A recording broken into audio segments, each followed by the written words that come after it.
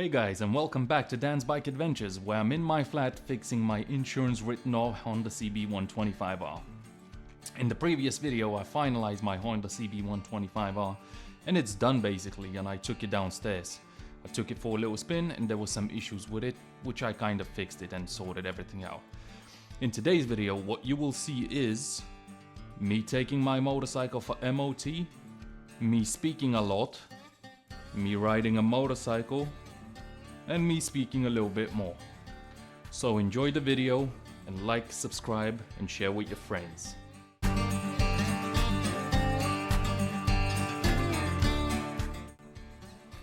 So it's time to take this bad boy for MOT. Let's see what's gonna be the outcome. Well, it's gonna be at MOT inspection. What I'll do, I'll sit down and I'll tell you all about it, what I've learned on working on bikes. This is my first ever bike that I worked on, so I'll tell you what I've learned, what was difficult, what was easy, etc.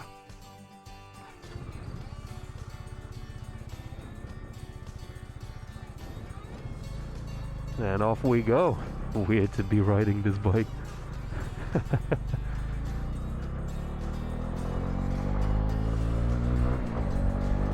Oh.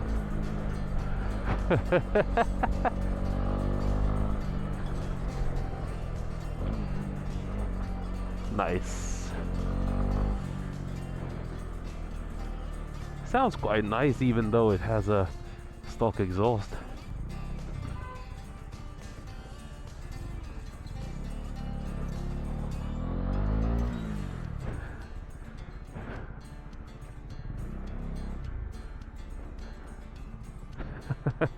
Here we are.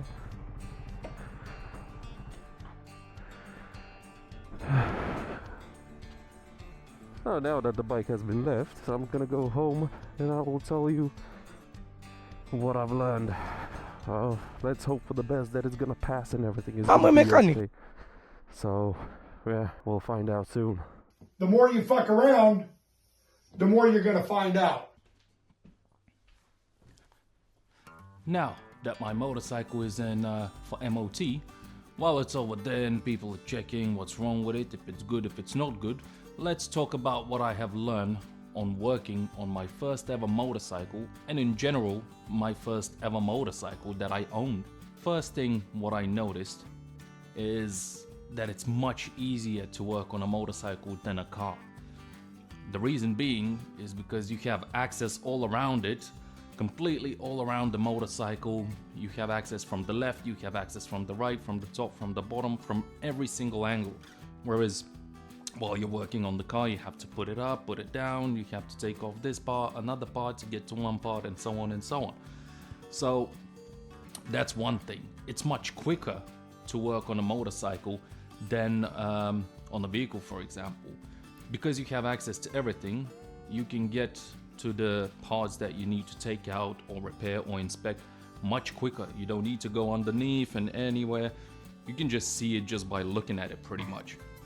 You might need to get a little bit closer or a little bit lower on the floor, but that's about it pretty much. Third thing would be the fact that you don't really need special tools to work on a motorcycle. You pretty much need basic tools like Allen keys or spanners, couple of wrenches, a couple of socket heads with multiple sockets, Phillips screw, regular screwdriver, and that's about it pretty much. I mean, if you don't go much deeper into the engine or into the suspension or into fork oils and stuff like this and whatnot, you don't really need specialty tools. So realistically, anyone who has basic tools can carry out basic maintenance on their vehicle, like chain, oil change, filters, changing seats, mirrors, shrouds, fenders, stuff like this, whatever, even handlebars. You could do it yourself. The thing is, just maybe you would have to take it somewhere to double check the alignment, but I think I saw videos on YouTube how you could do the alignment also yourself at home, like rear wheel alignment with some strings and some rulers and stuff like this and whatnot. I won't go too deep into that, but it's also doable. Fourth thing, what I've learned working on a motorcycle, it's quite easy to get parts for motorcycles. I assume that for the newer ones it's much easier, but if you would go older, I think it would be much more difficult. I think it's like this. Now I would say with the cars it's opposite, but with the motorcycles, if you go a little bit older, it's much harder to find spare parts and other stuff like this. But with newer motorcycles, yeah, you might find what you need. And for example, when I was fixing my Honda, which is currently in MOT at the moment, so we'll find out if I did a good job or no. I found a website where they do Honda parts. It's not directly from Honda, but they kind of do it like I guess they get it directly from where Honda gets it, but at much lower price. So that's also a big factor.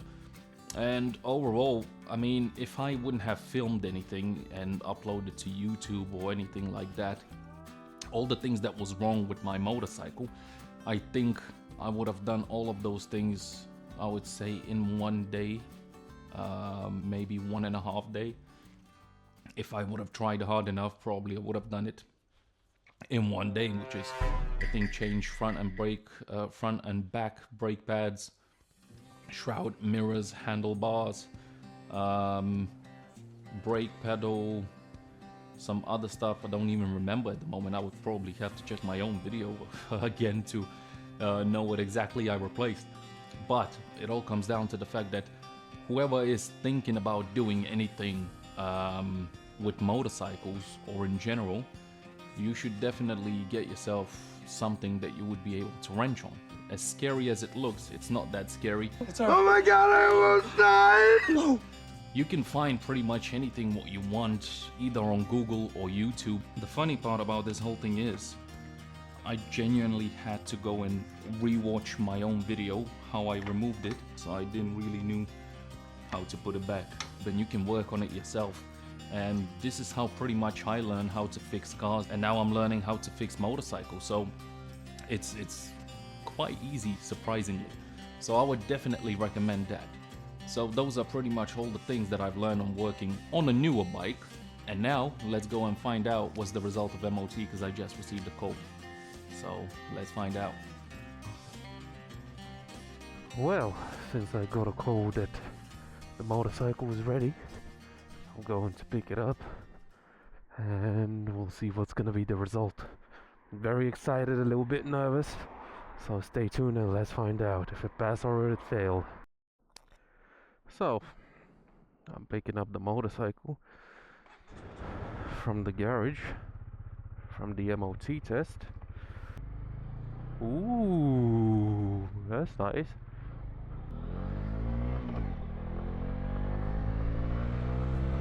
Now that I'm back from the garage with the MOT test result, we're gonna find out if I did a good job or I did a bad job fixing my insurance written off Honda CB125R.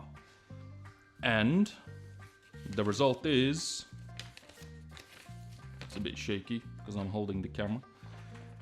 It passed. It passed the MOT. I'm very happy, but there is a small advisory: brake binding not excessively front.